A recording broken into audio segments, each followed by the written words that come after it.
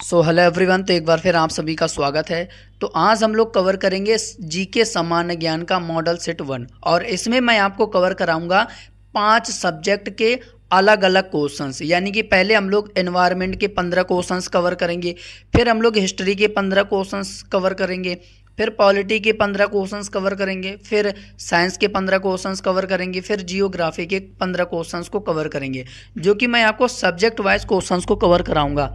और ये जो हमारा मॉडल सेट है ये 40 दिन फुल रिवीजन चलेगा। मैं आपको 40 दिन फुल रिवीजन कराऊंगा और एएलपी, एसआई, टेक्नीशियन और जेई के लिए सफिशिएंट और इम्पोर्टेंट वीडियो रहेगा, जो कि मैं आपको इसमें सब्जेक्ट वाइज क्वेश्चंस को कवर कराऊंगा। तो चलिए स्टार्ट करते हैं, देखते हैं कि पिछले वर्ष कैसे क्वेश्चंस पूछे गए थे इन सभी सब्जेक्ट में, और वही क्वेश्चंस मैं आपको कवर कराऊंगा जो एग्ज़ाम में ऑलरेडी पूछे जा चुके हैं। और जो एग्ज़ाम में पूछा जाता है जो क्वेश्चंस, वो टॉपिक इम्पॉर्टेंट होता है, तो वो टॉपिक के क्वेश्चंस आपको करना बहुत ज़रूरी रहता है। तो वही चीज़ मैं आपको यहाँ पे कवर कराने वाला हूँ। कुछ प्रीवियस क्वेश्चंस और कुछ उसी के अकॉर्डिंग नए क्वेश्चंस भी मैं यहाँ पे लेकर आया हूँ। तो सबसे पहले हम लोग एनवायरनमेंट के क्वेश्चंस को कवर करेंगे और बाकी इसके साथ साथ current affair, railway current affairs की सीरीज भी चल रही है, वो शाम 7 बजे चलती है। तो शाम 7 बजे उस क्लास को अटेंड जरूर किया करिए, क्योंकि उसमें मैं करंट अफेयर के टॉपिक वाइज क्वेश्चंस को कवर करा रहा हूँ। बाकी अब ये आज से हमारा मॉडल सेट 1 है ये, और ये सुबह मॉर्निंग 8 बजे चलेगा। सुबह मॉर्निंग 8 AM पर चलेगा डेली। सब्जेक्ट वाइज क्वेश्चंस को फुल रिवीजन यहाँ पे मैं आपको कवर कराऊंगा। तो बाकी जो लोग नए हैं, पहली बार सेशन को अटेंड कर रहे हैं, तो चैनल को सब्सक्राइब जरूर कर लें, क्योंकि मैं आपको वो क्वेश्चंस कवर कराऊंगा जो सीधा टारगेट रहेगा रेलवे एग्जाम के लिए। तो पहला क्वेश्चंस यहाँ पे बनेगा कि ग्रीन हाउस गैसों की संकल्पना किसने की थी। तो किसने की थी, अब इसका जो आंसर है आप लोग कमेंट बॉक्स में ज़रूर बताइएगा कि इसका क्या आंसर होगा। ग्रीन हाउस गैसों की संकल्पना किसने की थी, तो इसका हमारा राइट आंसर हो जाएगा जोसेफ फोरियर ने। तो यानी कि ऑप्शन सी इसका राइट आंसर हो जाएगा कि ग्रीन हाउस गैसों की जो संकल्पना की थी वो जोसेफ फोरियर के द्वारा की गई थी। तो ऑप्शन सी इसका राइट आंसर हो जाएगा। और इस तरीके से मैं आपको क्वेश्चंस को कवर कराऊंगा। बाकी लेवल भी आपको पता चल रहा होगा कि हाँ, एग्जाम के लिए इंपॉर्टेंट क्वेश्चंस बनेंगे। तो यहाँ पे देखिए अगला क्वेश्चंस बनेगा कि ग्रीन हाउस प्रभाव में योगदान देने वाले निम्नलिखित का घटता हुआ क्रम बताना है। तो ये जो ग्रीन हाउस गैसें हैं इनका घटता हुआ क्रम बताना है हमको। तो इसका हमारा राइट आंसर क्या हो जाएगा, तो राइट आंसर हो जाएगा ऑप्शन ए, इसका राइट आंसर हो जाएगा। यानी कि CO2 इसको हिंदी में कहते हैं कार्बन डाइऑक्साइड, CH4 इसको कहते हैं मीथेन, CFC इसको कहते हैं क्लोरोफ्लोरोकार्बन, और N2O का हो जाएगा हमारा नाइट्रस ऑक्साइड। जो ग्रीन हाउस गैसें हैं इनका ये घटता हुआ क्रम है। तो ये भी ऐसे ही भी एग्जाम में क्वेश्चंस पूछे जाते हैं। और अगला क्वेश्चंस बनेगा कि कौन सी हरित गृह गैस नहीं है। तो कौन सी हरित गृह गैस नहीं है, तो राइट आंसर हो जाएगा इसका हमारा ऑर्गन। ऑर्गन जो है ये हरित गृह गैस नहीं है। तो ऑप्शन सी इसका राइट आंसर हो जाएगा। बाकी क्लोरोफ्लोरोकार्बन, कार्बन डाइऑक्साइड, मीथेन मैं आपको ये बता चुका हूँ। तो ऑप्शन सी इसका राइट आंसर हो जाएगा कि ये हरित गृह गैस नहीं है। तो C will be the right answer हो जाएगा। बाकी अगला क्वेश्चन बनेगा कि आज कार्बन डाइऑक्साइड यानी कि CO2 के उत्सर्जन में सर्वाधिक योगदान किस देश का है।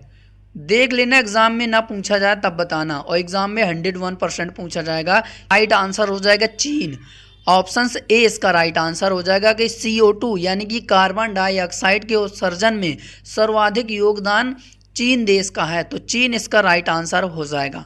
है कि किस देश को दुनिया में कार्बन नेगेटिव देश के रूप में माना जाता है। तो किस देश को माना जाता है, तो राइट आंसर हो जाएगा इसका हमारा भूटान।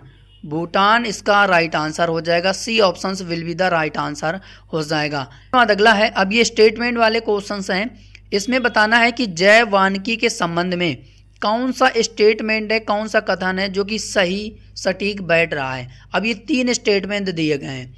बाकी पहला स्टेटमेंट कह रहा है कि इसका शाब्दिक अर्थ होता है जीवन का प्रबंधन। ठीक है। दूसरा कह रहा है कि यह पारिस्थितिकी तंत्र का पर्याय है। तीसरा कह रहा है कि यह प्राकृतिक तंत्रों के मूल पर बल देता है जो मानव तंत्रों को प्रभावित करता है। तो ये स्टेटमेंट है और इस स्टेटमेंट के जरिए आपको आंसर भी सही करना है ये 4 ऑप्शंस में, कि पहला सही है, कि 1 और 2 सही है, कि 2 और 3 सही है, कि 1 2 तीनों सही हैं जय वानिकी के संबंध में। तो इसका जो राइट आंसर हो जाएगा, इसका ये हो जाएगा कि इसका जो शाब्दिक अर्थ है वो जीवन प्रबंधन नहीं है। तो यानी कि ए हमारा जो पहला वाला स्टेटमेंट है वो सही नहीं है, यानी कि ये वाला गलत हो जाएगा। बाकी 2 और 3 जय वानिकी के संबंध में सही जानकारी बताते हैं। तो सी ऑप्शन इसका राइट आंसर हो जाएगा। ऑप्शन सी इसका राइट आंसर हो जाएगा कि 2 और 3 जय वानिकी के संबंध में सही कथन है। तो option C will be the right answer हो जाएगा। बाकी याद रखना। अगला है कि पारिस्थितिकीय तंत्र में तत्वों के चक्रण को क्या कहा जाता है। तो क्या कहा जाता है, तो राइट आंसर हो जाएगा जैव भू रासायनिक चक्र कहा जाता है। जैव भू रासायनिक चक्र इसका राइट आंसर हो जाएगा। ऑप्शन बी इसका राइट आंसर हो जाएगा। अगला है कि पर्यावरण से अभिप्राय क्या है। तो पर्यावरण का मतलब क्या है, आप सभी को पता है कि जो हमारे आसपास जो भी वातावरण दिख रहे हैं, पेड़ पौधे, जमीन, जल, वायु, तो ये सब क्या है, ये सब हमारे चारों तरफ हैं, ठीक है। तो इन्हीं को ही पर्यावरण कहा जाता है। और बी ऑप्शंस में कह रहा है कि उन संपूर्ण दशाओं का योग जो व्यक्ति के एक समय बिंदु पर घेरे हुए होती है। ये भी बात सही है। भौतिक, जैविक एवं सांस्कृतिक तत्वों की अंतःक्रियात्मक व्यवस्था जो अंतः संबंधित होते हैं। तो ये सभी जो ऑप्शन है सब सही हैं पर्यावरण के मामले में। अरे भाई, पर्यावरण यही तो है कि आपने आसपास पानी हो, पेड़ पौधे हों, ठीक है, अच्छा खासा पर्यावरण हो, खूब हरा भरा, तो यही इसी को तो कहा जाता है पर्यावरण। तो बाकी ये सभी जो ऑप्शन है सही हैं। तो डी ऑप्शन इसका राइट आंसर हो जाएगा। ऑप्शन से डी इसका राइट आंसर हो जाएगा। बाकी आप यहाँ पे फोटो के जरिए भी देखिए कि आसपास पानी नज़र आए, ठीक है, अगल बगल पौधे हों और अच्छा लगे, जानवर हों, है ना। तो यही तो पर्यावरण है, इसी को तो पर्यावरण कहा जाता है। अब बाकी जो इम्पोर्टेंट पॉइंट है वो भी देख लेते हैं कि पृथ्वी पर पाए जाने वाले भूमि, जल, वायु, पेड़ पौधा एवं जीव जंतुओं के समूह को जो हमारे चारों ओर है उसको क्या कहते हैं, पर्यावरण कहते हैं। और जो पर्यावरण संरक्षण अधिनियम था भारत की संसद द्वारा 1986 में पारित किया गया था और 19 नवंबर 1986 को ही लागू किया गया था। और किसके तहत, तो ये 253 के तहत इसे लागू किया गया था, संविधान के 253 के तहत। तो ये इंपॉर्टेंट जानकारी जो भी है आपको याद रखना है। अगला है कि मानव जनित पर्यावरणीय प्रदूषण कहलाते हैं। तो राइट आंसर हो जाएगा इसका हमारा एंथ्रोपोजेनिक कहलाते हैं। तो ऑप्शन से डी इसका राइट आंसर हो जाएगा। अगला है कि जैव विघटित प्रदूषक हैं। तो इसका हमारा राइट आंसर हो जाएगा ऑप्शन बी वाहित मल। तो ऑप्शन बी इसका राइट आंसर हो जाएगा। इसके बाद अगला है कि धुआं में आँखों को प्रभावित करने वाला कौन सा शक्तिशाली उत्तेजक होता है। तो राइट आंसर हो जाएगा पैरॉक्सी एसिटिल नाइट्रेट। तो ऑप्शन से डी इसका राइट आंसर हो जाएगा। उसके बाद अगला है कि निम्नलिखित में से कौन से एक वायु प्रदूषण के जैविक सूचक का कार्य करता है। तो राइट आंसर हो जाएगा लाइकेन। लाइकेन इसका राइट आंसर हो जाएगा। ऑप्शन ए इसका राइट आंसर हो जाएगा। उसके बाद अगला है कि कौन प्रदूषण संकेतक पौधा है। तो लाइकेन इसका राइट आंसर हो जाएगा। ऑप्शन सी इसका राइट आंसर हो जाएगा। बाकी अगला है कि वर्ष 2022 में विश्व में ग्रीन हाउस गैसों के उत्सर्जन में भारत किस स्थान पर है 2022 के डेटा के अनुसार। तो भारत किस स्थान पर है, तो राइट आंसर हो जाएगा 9वें स्थान पर है। ऑप्शन से बी इसका राइट आंसर हो जाएगा। और इसके बाद हम लोग अगला टॉपिक कवर करेंगे हिस्ट्री। हिस्ट्री के क्वेश्चंस को कवर करेंगे। तो क्वेश्चंस बनेगा कि उत्खनित प्रमाणों के अनुसार पशुपालन का प्रारंभ हुआ था। तो ये मध्य पाषाण काल में प्रारंभ हुआ था पशुपालन। तो ऑप्शन से डी इसका राइट आंसर हो जाएगा। बाकी अगला है कि किस सभ्यता से संबंध है हड़प्पा। तो राइट आंसर हो जाएगा ये सिंधु घाटी सभ्यता से संबंधित है। तो ऑप्शन से बी इसका राइट आंसर हो जाएगा। अगला है कि सिंधु घाटी सभ्यता प्रकाश डालता है। तो राइट आंसर हो जाएगा इसका हमारा ये पुरातात्विक संबंधी खुदाई पर। तो ऑप्शन से बी इसका राइट आंसर हो जाएगा। बाकी अगर हम लोग यहाँ पे बात करें कि हड़प्पा की खोज किसने की थी, तो दयाराम साहनी ने 1921 में की थी जॉन मार्शल के नेतृत्व में। तो ये भी पॉइंट आपको याद रखना, ये एग्जाम में पूछा जाता है। इसके बाद अगला क्वेश्चन बनेगा, अब ये सूची 1 को सूची 2 में सुमेलित करना है कि कौन सा सही इसका आंसर हो जाएगा। तो हड़प्पा की अगर हम लोग बात करें तो दयाराम साहनी ने की थी 1921 में। ठीक है। तो ए का कोड हमारा क्या हो जाएगा, ए का कोड हमारा 3 हो जाएगा। अब यहाँ पे बी का कोड की अगर हम लोग बात करें तो बी का कोड हमारा हो जाएगा 4 नंबर हो जाएगा बी का कोड। ठीक है, तो बी का कोड हमारा हो जाएगा 4। अब सी का कोड तक्षशिला, तो सी का कोड हो जाएगा हमारा जॉन मार्शल, तो सी का क्या हो जाएगा हमारा 2। अब बचा डी, तो डी कौसाम्बी का कोड हो जाएगा हमारा 1 यानी कि NG मजूमदार। तो हमारा जो डी का कोड 1 है यानी कि 3421। अब 3421 ऑप्शंस में कहाँ है, ये ऑप्शंस है, तो 3421 ऑप्शन सी में है, तो ऑप्शन सी इसका राइट आंसर हो जाएगा। बाकी अगला क्वेश्चन बनेगा कि मूर्ति पूजा का आरंभ कब से माना जाता है, तो पूर्व आर्य से माना जाता है, तो ऑप्शन ए इसका राइट आंसर हो जाएगा। है कि हड़प्पा किस नदी के किनारे स्थित है, तो ये हड़प्पा जो है रावी नदी के किनारे स्थित है, तो ऑप्शन सी इसका राइट आंसर हो जाएगा। अगला है कि महान स्नानागार कहाँ से प्राप्त हुआ है, तो राइट आंसर हो जाएगा ये मोहनजोदड़ो से प्राप्त हुआ है, ऑप्शन ए इसका राइट आंसर हो जाएगा। चलिए इसके बाद अगला है कि मौर्य काल में टैक्स को छुपाने या चोरी के लिए इनमें से कौन सा दंड दिया जाता था, तो राइट आंसर हो जाएगा मृत्यु दंड दिया जाता था। ठीक है, तो ऑप्शन ए इसका राइट आंसर हो जाएगा। बाकी अगला है कि मगस्थनीज की पुस्तक का नाम क्या है, तो मगस्थनीज ने किस पुस्तक को लिखा है, तो राइट आंसर हो जाएगा ये इन्होंने इंडिका लिखी है, तो ऑप्शन से डी इसका राइट आंसर हो जाएगा।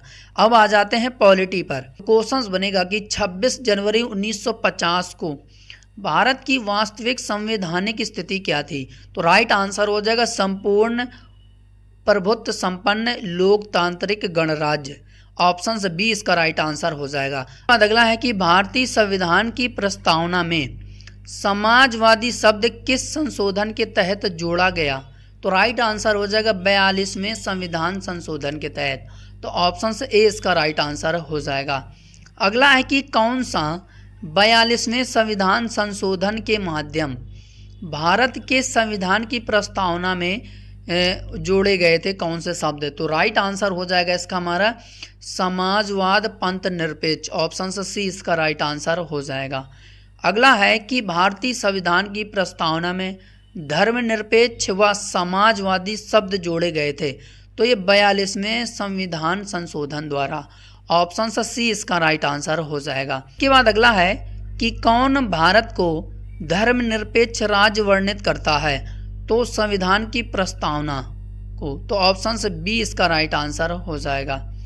अगला है कि भारतीय संविधान की उद्देशिका में संशोधन किया गया था, किस संविधान संशोधन द्वारा, तो राइट आंसर हो जाएगा 42वें संशोधन द्वारा, 42वें संशोधन द्वारा, तो ऑप्शन से सी इसका राइट आंसर हो जाएगा। इसके बाद अगला है कि समाजवादी शब्द उद्देशिका में जोड़ा गया था, तो ये 42वें संविधान संशोधन 1976 के तहत जोड़े गए थे। जो समाजवादी है और धर्मनिरपेक्ष है, तो ये जो उद्देशिका में प्रस्तावना में 42वें संविधान संशोधन 1976 के तहत जोड़े गए थे। कि हम भारत के लोग शब्द का प्रयोग भारतीय संविधान में कहाँ किया गया है, तो बताओ हम भारत के लोग, इसका प्रयोग, इस शब्द का प्रयोग किस में किया गया है, भारतीय संविधान में, तो प्रस्तावना में किया गया है। बाकी आपको पता ही है, क्वेश्चंस भी मैंने आपको कराया है। तो ये जो शब्द हैं, हम भारत के लोग, भारत को गणराज्य लोकतांत्रिक बनाने के लिए, इस तरीके से नहीं शब्द हैं, तो ये भारत की संविधान की प्रस्तावना में कहा गया है, तो ऑप्शन से डी इसका राइट आंसर हो जाएगा। बाकी अगला है कि भारतीय संविधान का कौन सा भाग संविधान की आत्मा कहलाता है, तो संविधान की आत्मा को किसे कहा जाता है, उद्देशिका को कहा जाता है। और आर्टिकल 32 संविधान की आत्मा कहा जाता है भीमराव अंबेडकर के अनुसार। ठीक है, तो ये भी आपको याद रखना, ये भी आपको याद रखना, दोनों बातें आपको याद रखना। बाकी अगला है कि किस देश में दोहरी नागरिकता का सिद्धांत स्वीकार किया गया है, तो ये संयुक्त राज्य अमेरिका में है, यानी कि दोहरी नागरिकता है। अब दोहरी नागरिकता ऐसी है कि देखो, देश के अंदर एक राज्य है, अगर उस देश में उस तरीके से रूल है तो वो राज्य में भी होगा। ठीक है, तो ये दोहरी नागरिकता। अब जैसे अपने भारत की बात करें तो केंद्र में कुछ और है, केंद्र में तो है, लेकिन राज्य जो होते हैं, अब वहाँ पे जो मुख्यमंत्री चुने जाते हैं तो वो अपने हिसाब से कानून बनाता है, राज्य में वो अपने हिसाब से राज्य चलाता है। जो पूरा केंद्र में बैठते हैं, जो प्रधानमंत्री होता है मेन, ठीक है, तो वो अपने हिसाब से वो पूरा देश चलाता है। तो दोनों के नियम क्या हैं, अलग अलग हैं। यानी कि अपने भारत में एकल नागरिकता है और संयुक्त राज्य अमेरिका में दोहरी नागरिकता है। दोहरी नागरिकता ऐसी है कि जो प्रधानमंत्री ने लागू किया पूरे देश में, अमेरिका की बात कर रहा हूँ, पूरे देश में, तो वही राज्य में भी लागू होगा, सेम नियम। तो ये क्या है, दोहरी नागरिकता है। ठीक है, और अपने देश में क्या है, सिंगल नागरिकता है, सिंगल सिटीजन है। तो ऑप्शन से डी इसका राइट आंसर हो जाएगा कि दोहरी नागरिकता का जो सिद्धांत है वो संयुक्त राज्य अमेरिका में है। तो संयुक्त राज्य अमेरिका इसका राइट आंसर हो जाएगा। इसके बाद आ जाते हैं साइंस के क्वेश्चंस पर। तो निम्न में से कौन सी यांत्रिक तरंग है, तो कौन सी एक यांत्रिक तरंग है, तो राइट आंसर हो जाएगा ध्वनि तरंगे। ऑप्शन से डी इसका राइट आंसर हो जाएगा। अगला है कि अनुदैर्ध्य तरंगों का उदाहरण है, कौन सा है, तो राइट आंसर हो जाएगा ध्वनि। ऑप्शन से बी इसका राइट आंसर हो जाएगा। इसके बाद अगला है कि कौन सा विद्युत चुम्बकीय तरंग का उदाहरण नहीं है, तो राइट आंसर हो जाएगा पराध्वनिकीय तरंग। ऑप्शन से डी इसका राइट आंसर हो जाएगा।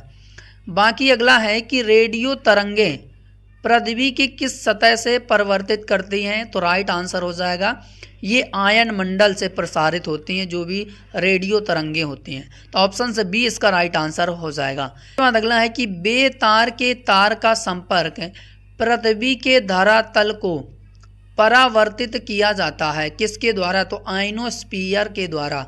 आइनोस्फीयर इसका राइट आंसर हो जाएगा। ऑप्शन से सी इसका राइट आंसर हो जाएगा। अगला है कि रेडियो तरंगों के विक्षेपण के लिए वायुमंडल में निम्नलिखित स्तरों में से कौन सा स्तर उत्तरदायी है, तो राइट आंसर हो जाएगा आयन मंडल से रेडियो तरंगे प्रसारित की जाती हैं। ऑप्शन से डी इसका राइट आंसर हो जाएगा। बाकी अगला है कि कौन सी तरंगें शून्य संचरण नहीं करती हैं, तो राइट आंसर हो जाएगा ऑप्शन से सी, ध्वनि जो है शून्य संचरण नहीं कर सकती है, ये ध्वनि तरंग है। तो ऑप्शन से सी इसका राइट आंसर हो जाएगा। बाकी अगला है कि नाभिकी के अलावा किस कोशिकांग में डीएनए होता है, तो नाभिकी के अलावा किस कोशिकांग में डीएनए होता है, तो राइट आंसर हो जाएगा माइटोकॉन्ड्रिया में। तो ऑप्शन से डी इसका राइट आंसर हो जाएगा।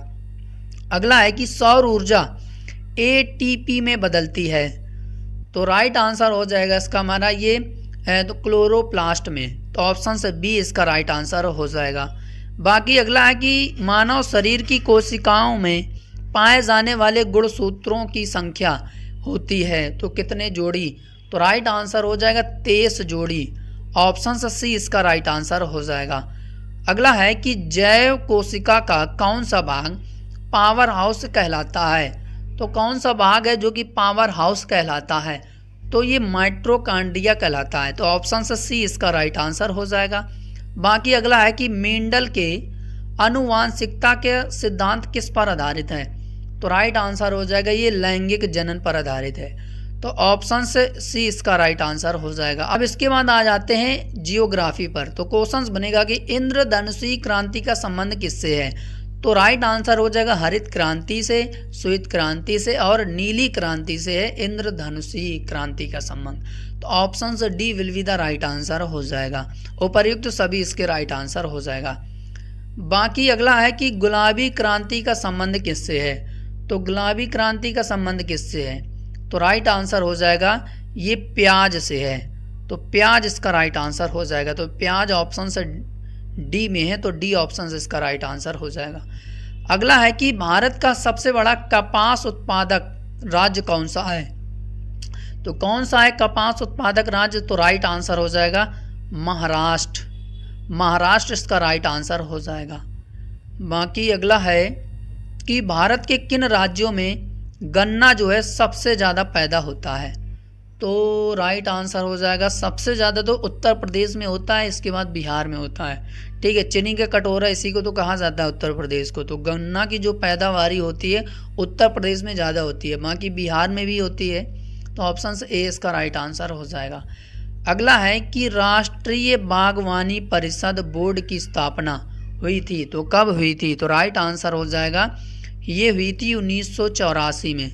1984 इसका राइट आंसर हो जाएगा। तो ऑप्शन सी इसका राइट आंसर हो जाएगा। बाकी सेशन अच्छा लग रहा हो तो सेशन को लाइक जरूर करिएगा।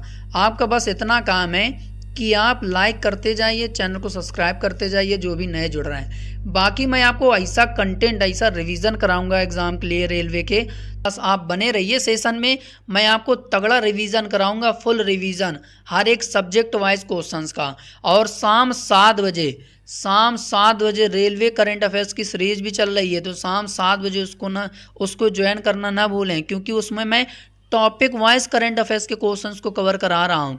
ठीक है, और बाकी 8 बजे डेली सुबह 8 बजे मैं आपको सब्जेक्ट वाइज जीएस के क्वेश्चंस को कवर कराता रहूँगा। बाकी ये दो चीज़ें अगर आप फॉलो करते हैं तो आपका 101% एग्ज़ाम निकलेगा। और देख लेना, जब एग्ज़ाम हॉल में बैठेंगे, जब यही क्वेश्चंस आप पढ़ कर जाएंगे तो आपको लगेगा कि हाँ, जो सेशन था शानदार था एग्ज़ाम के लिए। क्वेश्चंस बनेगा कि भारत में किस राज्य में सर्वाधिक कॉफ़ी उत्पादन की जाती है? तो कहाँ पर सबसे ज़्यादा कॉफ़ी उत्पादन की जाती है? तो राइट आंसर हो जाएगा इसका हमारा, कर्नाटक में की जाती है। तो कर्नाटक इसका राइट आंसर हो जाएगा। ऑप्शन से डी इसका राइट आंसर हो जाएगा।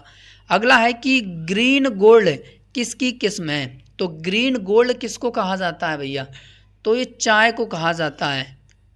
तो चाय इसका राइट आंसर हो जाएगा। बाकी अगला है कि सरदार सरोवर बांध किस नदी पर है? सरदार सरोवर बांध जो है किस नदी पर है? तो ये नर्मदा नदी पर है। तो नर्मदा इसका राइट आंसर हो जाएगा।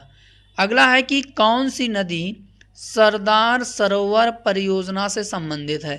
ठीक है, वही क्वेश्चन रिपीट हो गया है। अगला है कि इंदिरा सागर बांध किस नदी पर है? तो इंदिरा सागर बांध की अगर हम लोग बात करें तो ये नर्मदा नदी पर है। ठीक है, ये भी नर्मदा नदी पर है। और जो मैं आपको बांध एक और बताया है सरदार सरोवर बांध, तो ये कहाँ पर है? ये भी नर्मदा नदी पर ही है। तो दोनों बांध और दोनों आपको याद रखना है। बाकी अगला है कि भाखड़ा नागल एक संयुक्त परियोजना है। तो राइट आंसर हो जाएगा इसका हमारा, ये हरियाणा, पंजाब, राजस्थान की। तो option A will be the right answer हो जाएगा। इसके बाद अगला है कि भाखड़ा नागल बांध किस नदी पर बनाया गया है? तो ये सतलज नदी पर बनाया गया है। तो बाकी ऑप्शन से डी इसका राइट आंसर हो जाएगा। तो फाइनली ये 5 टॉपिक के क्वेश्चंस है जो कि मैं आपको इसी तरीके से सब्जेक्ट वाइज क्वेश्चंस को कवर कराता रहूँगा। 40 दिन फुल रिवीजन कराऊंगा जीके जीएस का। और ये डेली सुबह प्रातः 8 बजे क्लास चलेगी। तो बस 8 बजे जुड़ना ना भूलें। मैं आपको यकीन दिलाता हूं कि ये जो एग्ज़ाम आपके लगे हुए हैं 4 ALP, SI, technician, JE exam के लिए वही क्वेश्चंस आपको कवर कराऊंगा जो सीधा टारगेट रहेगा। बाकी अगर सेशन अच्छा लगा हो, मेरी बात अगर आपको अच्छी लग रही हो, कंटेंट आपको अच्छा लग रहा है, पढ़ाने का तरीका अच्छा लग रहा है, तो सेशन को लाइक ज़रूर करके जाइएगा और शेयर ज़रूर करिएगा। बाकी कमेंट ज़रूर करिएगा कि क्लास कैसे लगी, अच्छी लगी या बुरी लगी, कुछ भी कमेंट ज़रूर करिएगा। बाकी चैनल में पहली बार जुड़े हैं और पहली बार सेशन को अटेंड कर रहे हैं तो बस चैनल को सब्सक्राइब ज़रूर कर लें।